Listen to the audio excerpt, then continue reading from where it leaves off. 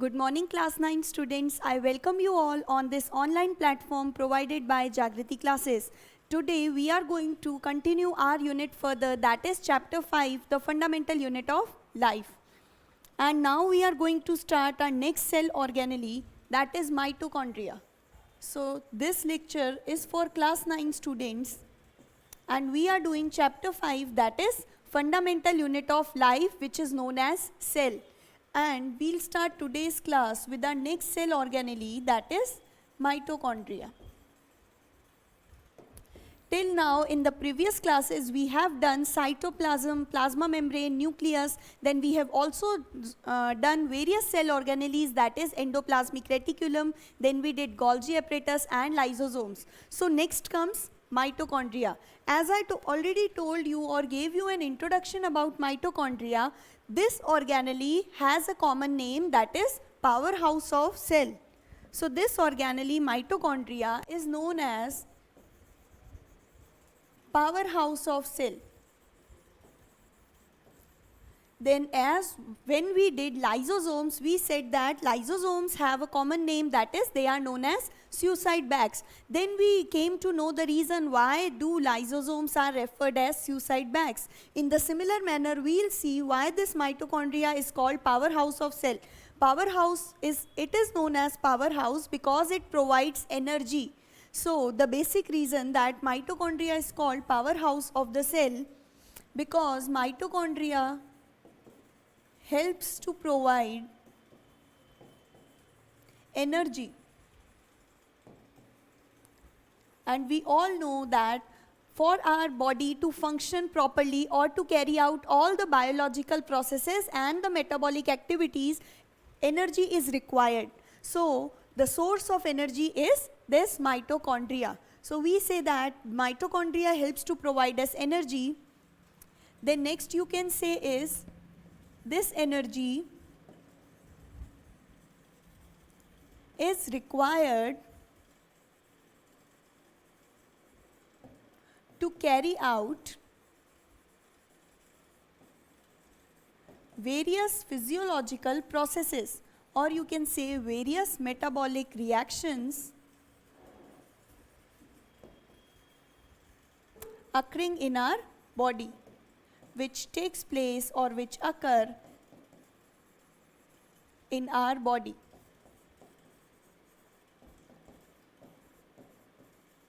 So this is the main function of mitochondria. That is, mitochondria is known as powerhouse of the cell because this mitochondria, this cell organelle is responsible for the generation of energy, and in turn this energy is required for all the biochemical activities or the metabolic reactions which takes place inside our cell, that is which occur within our body. So these are basically the functions of mitochondria. Now talking about the structural features of mitochondria, that is what is mitochondria made of or how it resembles, it has which kind of structure. So talking about the structure, mitochondria is again a double membrane bound cell organelle. So mitochondria is a double membrane bound organelle. Double membrane bound means that it is covered by two membranes or two outer coverings. So mitochondria is a double membrane bound cell organelle.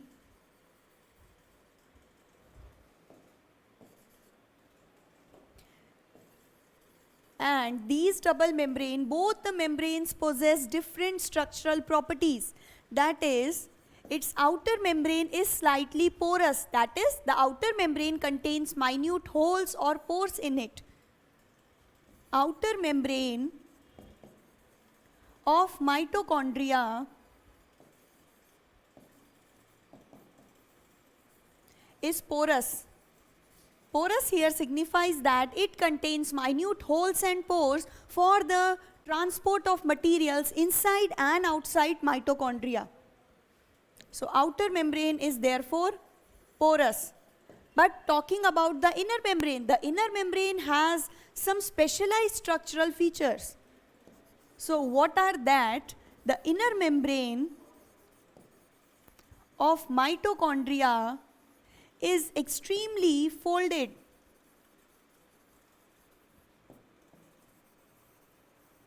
And these folds are given a specialized term, that is, they are referred by a special name which is called cristae.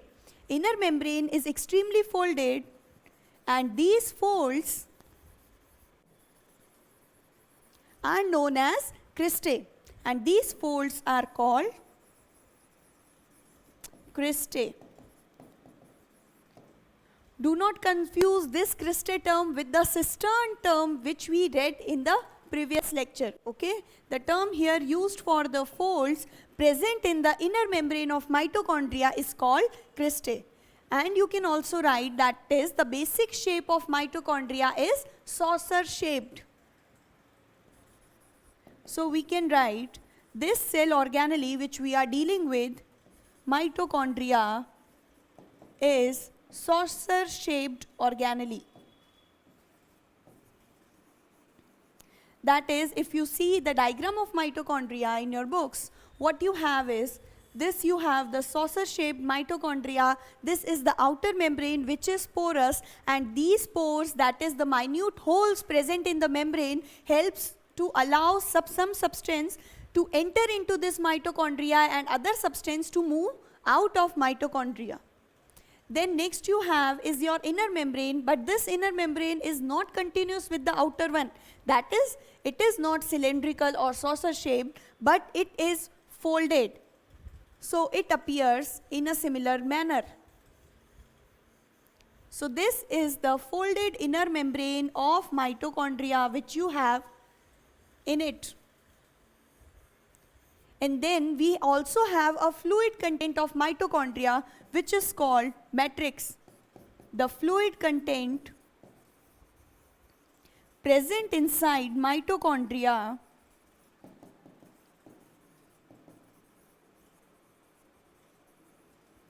is called matrix of mitochondria. This matrix is similar to the matrix which you have inside your cell. That is, if you are given what are the three basic structural features of any cell, what you will say that every cell, considering either the plant cell or the animal cell, every cell has a membrane around it, and that membrane is called cell membrane or plasma membrane. The important feature about plasma membrane is that this membrane is selectively permeable. Selectively permeable means it only allows particular substances to move in and out through this membrane, okay?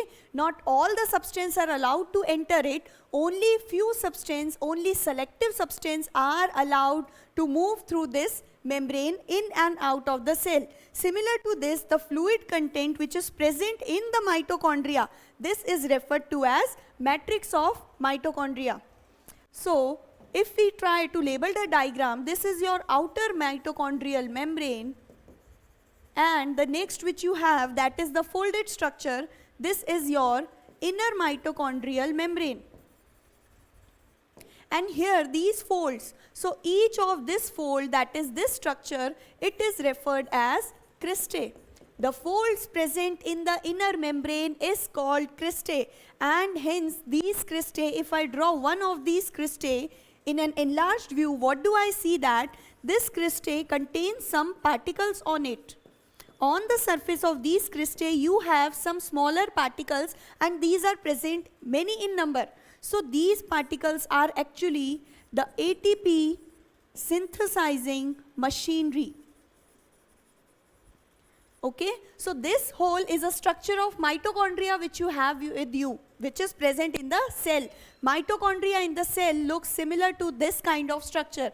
This is your outer membrane of mitochondria. Then you have the inner membrane, and this inner membrane is in the form of various folds. So these folds are known as cristae. And if I draw this one cristae in an enlarged view, this sort of structure I'll be able to see, or I'll identify the cristae with a similar structure. And on the surface of this cristae, you have minute particles, minute spherical particles. These particles are your ATP synthesizing machinery. So we'll write these points in our next slide. That is, the 8th point comes: on the surface of cristae Or else, firstly you can write that the folds, why cristae is extremely folded, or we can say why inner membrane possess some of these folds, because these folds provide an increased surface area for synthesis of ATP, and ATP is your energy that you get from mitochondria. So firstly we will say that mitochondria supplies you with energy as we have written in our first point. Then mitochondria produces energy in a particular form. Mitochondria produces energy in a particular form, and this form of energy is called ATP. So mitochondria produces energy in the form of ATP, and this ATP therefore is referred as energy currency of the cell. So if you get any related question that what is the energy currency of the cell, then you may write that ATP is known as the energy currency of the cell. So our ninth point would be that this ATP functions as energy currency of your cell. So this is again a very important term, and you should remember that the energy currency of cell is your ATP. Then next we have the full form of ATP. This abbreviated form ATP stands for adenosine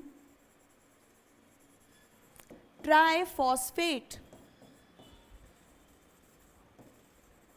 This adenosine is a type of nucleotide. You will read in your higher classes what do you mean by nucleosides, nucleotides, nitrogenous bases, okay?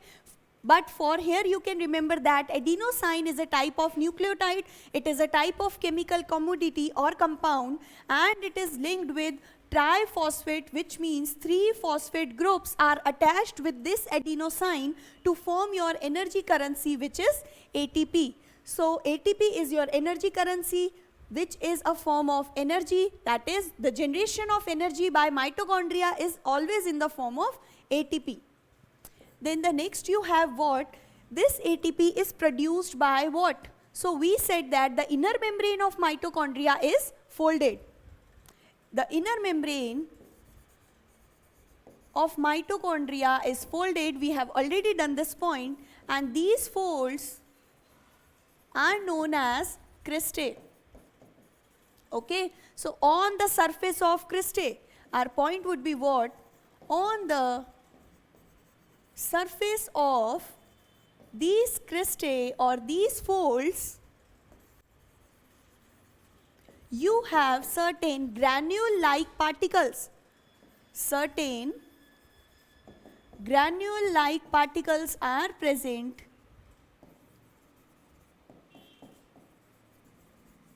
and these particles are therefore responsible for ATP production. Certain granule-like particles are present. These particles are called as F0, F1 particles. So these granule-like particles, these granules are called as F0, F1 particles. And if I draw a rough sketch about these F1, F0 particles, they look similar to a globular structure which is standing on a filamentous structure. So this is your F0, and this head part is your F1 part, and this is called as F0, F1 particle, or you can also simply refer these F0, F1 particles as the ATP synthesizing machinery.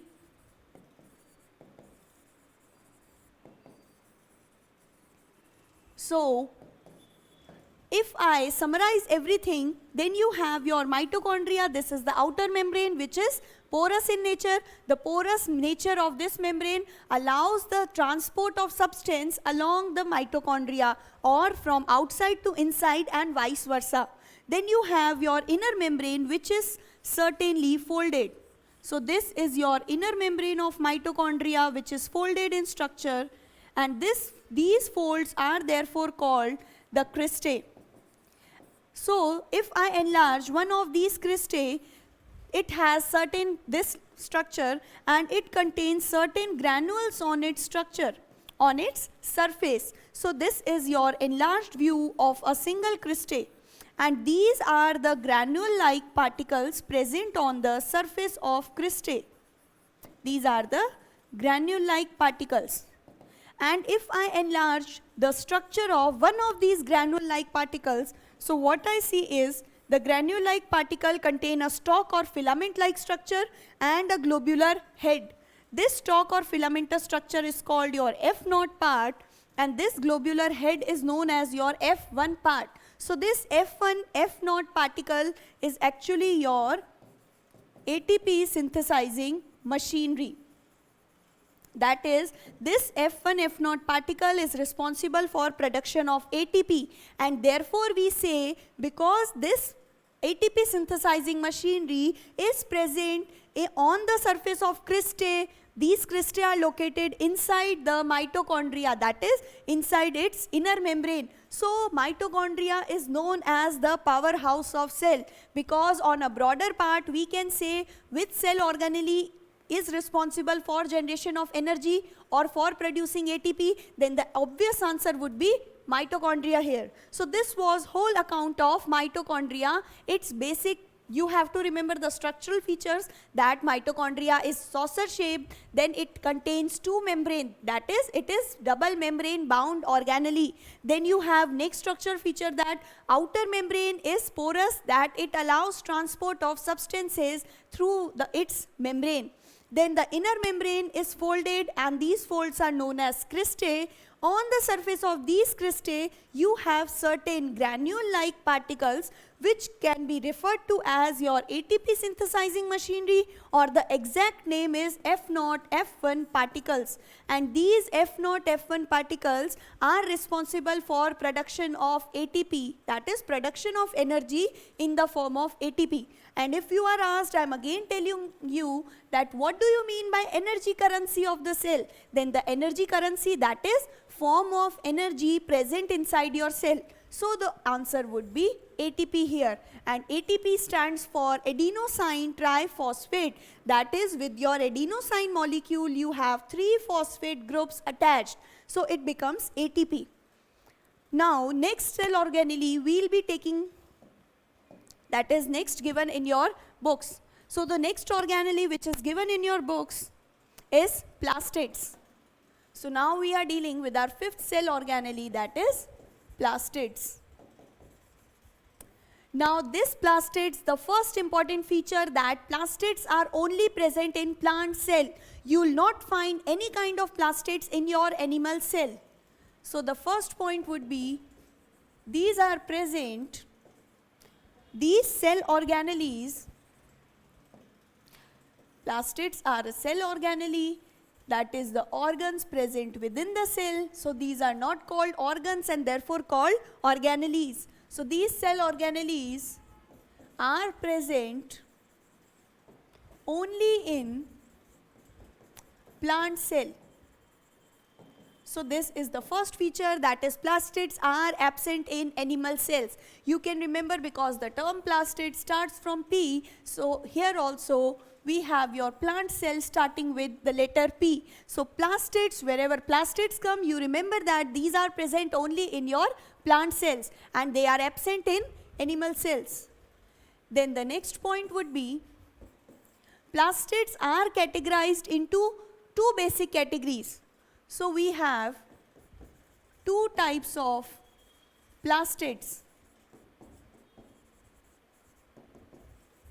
That is, these are categorized on the basis of the pigment or on the basis of color. If I simply say the basis of classification is, this classification is based on the color of plastids. And you have 2 kinds of plastids. First one would be your colored plastids and the next is your colorless plastid. This colored plastids is thereby divided into further 2 categories. That is, if you have your green colored plastid, it is called as chloroplast. And why the color of this plastid is green? Because you can write here that it is classified on the basis of color, and these color giving substances are also called pigments. So you can also classify the plastids according to the pigments they contain. So you have colored and colorless plastids with you. Talking about the colored, it is further divided into two subcategories. First one is your green plastids. If it is colored and the plastid is of green color, then you call it to be chloroplast. And if the plastids is of any other color except green, then the name given to such plastid is chromoplast. Okay, so chloroplast is your green colored plastid. And why you have green color? Because of the presence of pigment called chlorophyll. This chloroplast contains chlorophyll pigment, and you all know the presence of chlorophyll in plants gives the color green to it. So you have chlorophyll, and this chlorophyll pigment is also useful in photosynthesis process. This you all know as you have learnt in your junior classes. So you have chloroplast, that is your green plastids, and this chloroplast is green because of the presence of chlorophyll in this, and this chlorophyll is useful in the process of photosynthesis, that is the food making process done by the plants. Okay, then next you have chromoplast here, that is any colored plastic except green is called as chromoplast.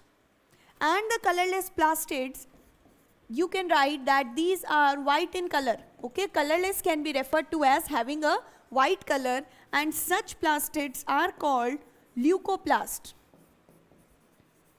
So here we have our three kinds of plastids with us. First, the green colored plastic, which is your chloroplast. Then a colored plastic having other than the green color is chromoplast. And then the white plastid, or you can say the colorless plastid, is your leucoplast. So these are the three kinds of plastids. And now talking what are the structural features. So basically you are given 2 to 3 lines about the structural features of chloroplast. So this chloroplast, we are talking about our green plastid, that is chloroplast. This chloroplast contains green pigment, which is called as chlorophyll. And this chlorophyll is used by plants during the process of photosynthesis. So chlorophyll helps in, and what is the exact function? It is used in photosynthesis, but for what purpose? This chlorophyll, this green pigment, helps to trap or absorb the sunlight coming from the sun. So chlorophyll helps to trap, or you can write it helps to absorb the sunlight during the process of photosynthesis.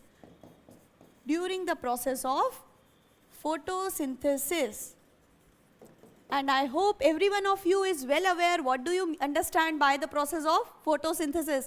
That is, by using sunlight, in the presence of sunlight and chlorophyll, the plant makes its food, that is your glucose.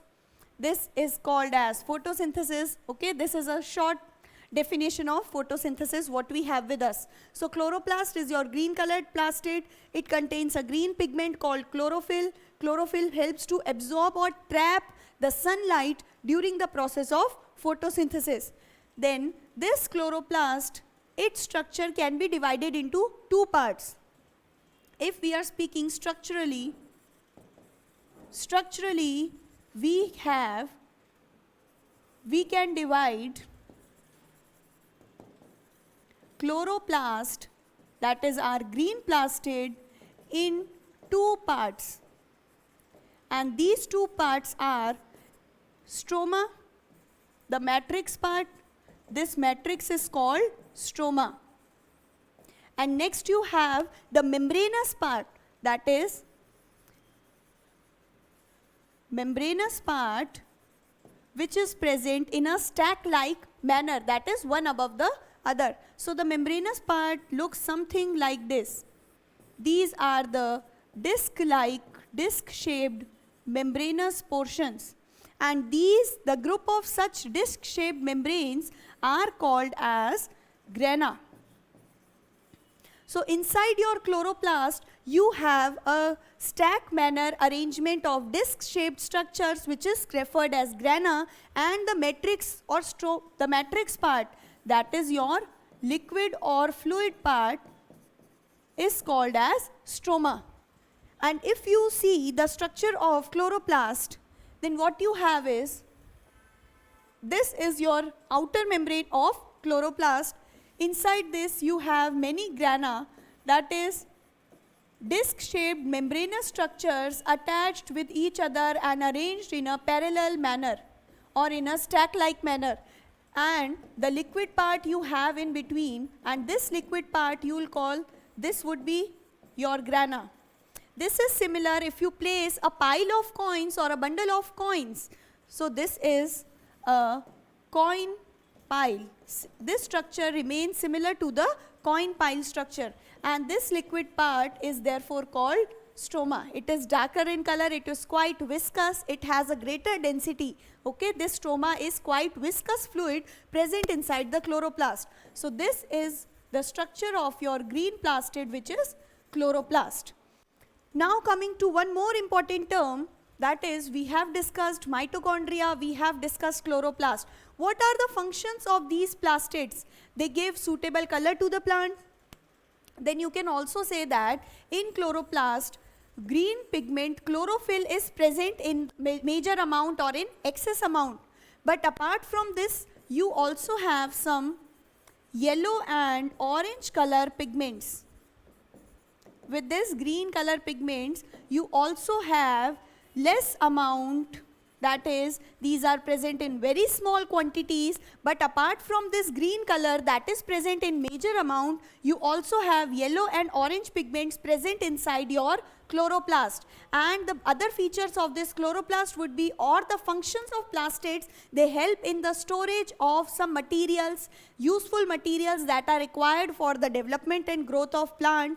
Then this chlorophyll, as I already told you, it helps in the process of photosynthesis. So these are some of the functions of plastids.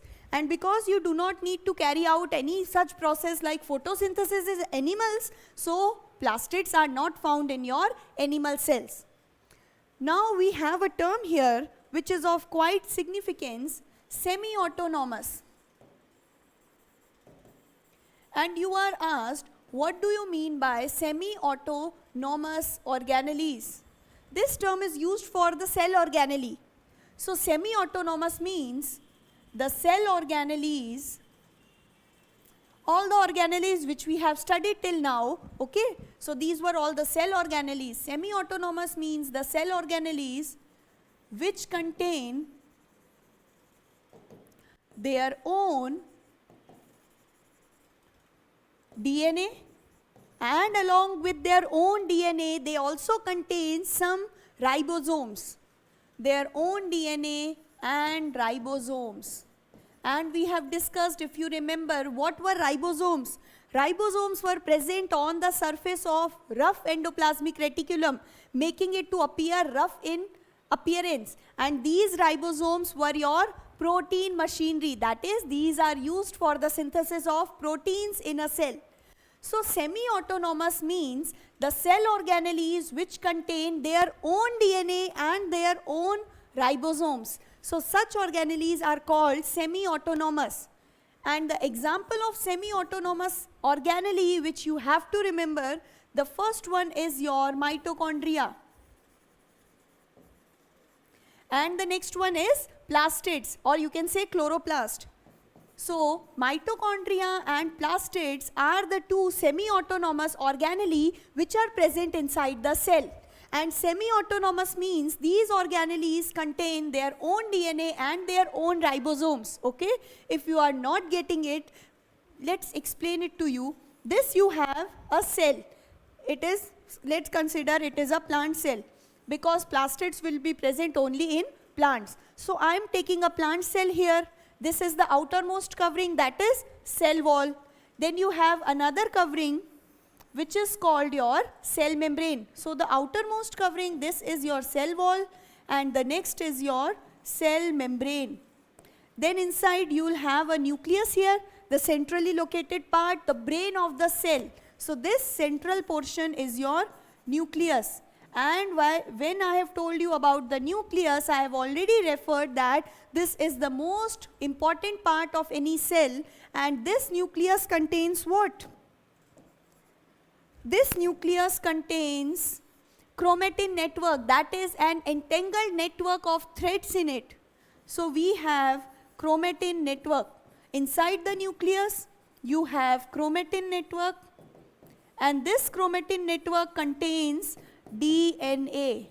So we can in short say that inside our cell, considering any cell, that is plant or animal cell, you have nucleus, a centrally located region called nucleus. Inside nucleus you have your chromatin network, the entangled network of threads, and on which this DNA is present. So each cell contains one nucleus usually, okay? In any cell you can also have 2 to 3 nucleus. You will deal with such conditions in higher classes. But for now, you can remember you have a cell here. Inside the cell you have a central portion, nucleus. Inside this nucleus you have a thread network, that is your chromatin network, which becomes chromosomes during division. Now this chromatin network contains DNA. So each cell contains its DNA. Now talking about these cell organelles, let's suppose you have mitochondria here. Okay, let's suppose this is your mitochondria. So this mitochondria will also, this is your mitochondria, and this mitochondria will also contain its own DNA. That is, the cell will have its DNA which is present in the nucleus, but this mitochondria will also have a DNA. That is, this would be the personal DNA for this mitochondria. Similar is the case with plastids. Let's suppose you have plastids here, okay? So this plastid will also have DNA in them. If this is your plastid here, let's suppose this is plastid, then this plastid will also contain these DNA fragments. So we say that mitochondria and plastids are known as semi-autonomous organelle because they contain their own DNA, and along with DNA they also contain ribosomes. Hence these are called semi-autonomous. And because they contain ribosomes, they can manufacture their own proteins. That is, some of the proteins they can manufacture on their own. For the other proteins, they are dependent on this nucleus. So that was an account of the cell organelles. Now next cell organelle, that is our last organelle given in the chapter, is vacuole. So talking about vacuole, vacuole is actually single membrane bound structure. This is a single membrane bound structure, and the membrane of vacuole is called with a special name, that is, it is known as tonoplast. So considering this as a vacuole, you have a single membrane along this vacuole which is referred as tonoplast. Now next what you have, vacuoles are present in large size in plant cell compared to animal cells. So you have large size vacuoles in plant cells and small sized vacuoles, or I can write the vacuoles present in plant cells are of larger size as compared to animal cell or animal vacuoles. Then next you have the function of vacuoles. What do these? So in plant cell they serve a function of containing cell sap. That is, in plant cell vacuoles contain cell sap. This cell sap is a nutritious fluid which is required for the growth and development of plants. Next, if we talk about the chemical composition of the fluid present in vacuole, then you can say that vacuoles generally contain amino acids That is, they contain a mixture of various things. They contain a mixture of many substances which are amino acids. Then you can have lipids. The next can be your complex sugars.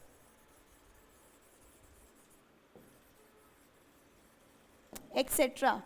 So these serve as a nutritious storehouse of nutrients. You can refer vacuole as a storehouse of nutrients.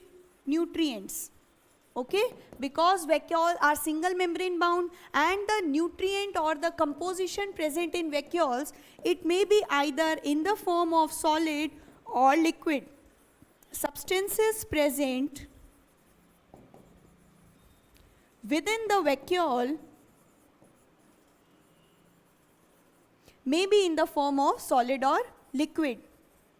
They may be in solid form or your liquid form. So this is what the importance of vacuole.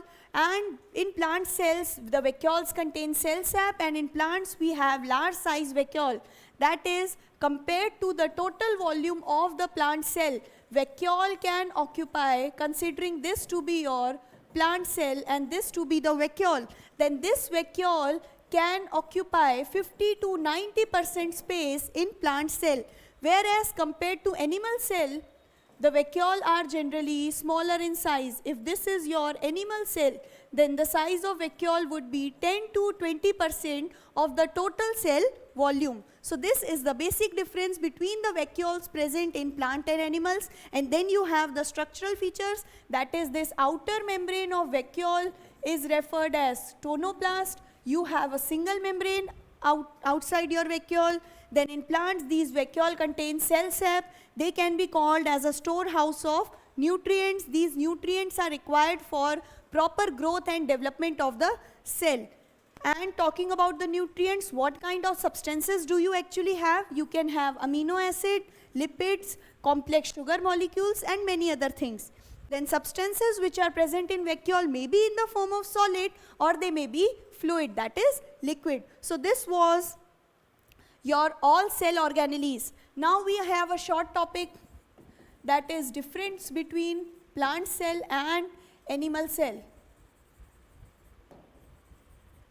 If you have understood the whole chapter, then this table, a detailed table, you can also draw some of the differences I am telling you. Plant cell, firstly, we can say that they are large in size compared to animal cells. Okay, these are, in comparison to plant cell, these are smaller in size. This is a general differentiating feature. We can't say that every time the plant cell would be large, because this also depends on the size of the organism, that is, on the size of plant and animal. Then next you have what is plant cells, they have plastids, but animal cells, they do not contain plastids. Then you can write plant cell contains a cell wall that is present on the outer surface of your plasma membrane.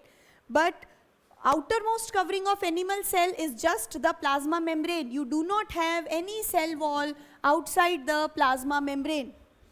Then you can write the plant cells generally have definite shape. But comparing this with the animal cells usually do not have any particular fixed shape. So they do not have a fixed shape.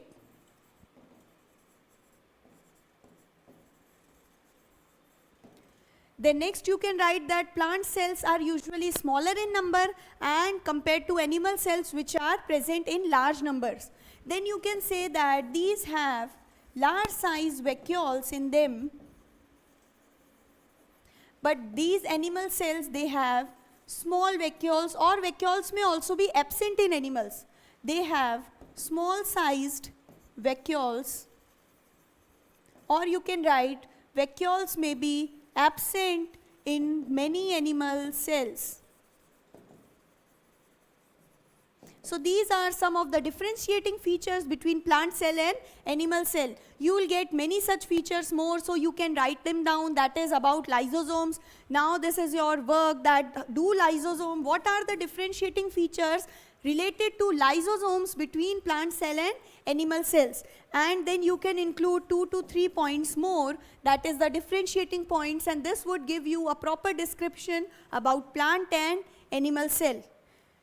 Then next I told you that we'll do a flow chart regarding that, so that you can make as a summary on your own which organelles are having no membrane. Then you can write which organelles contain a single membrane around them and which are the double membrane bound organelles. For example, talking about the nucleus and mitochondria, they are double membrane bound. But talking about chloroplast or any other, they might be single membrane bound organelles. So do make a flow chart, that is classification of cell organelles on the basis of membrane. Then you can have 3 columns. First one would be cell organelles which do not contain any membrane. The next would be cell organelles which are bounded by a single membrane, and the last one would be those cell organelles which are bounded by 2 membrane. And please do remember an important concept which we discussed in this class, that was about semi-autonomous. Semi-autonomous, I am again revising with you, those cell organelles which are having their own DNA and their own ribosomes. Such organelles are called semi-autonomous. And for your syllabus, you have 2 semi-autonomous organelles. First one is mitochondria, next one is the plastids, and plastids are only present in plant cell, never in animal cell. So this was the completion of your chapter, that is the fundamental unit of life. We have covered everything in detail. So now also if you are left with any kind of doubt, you can ask anytime. Thank you for joining the class.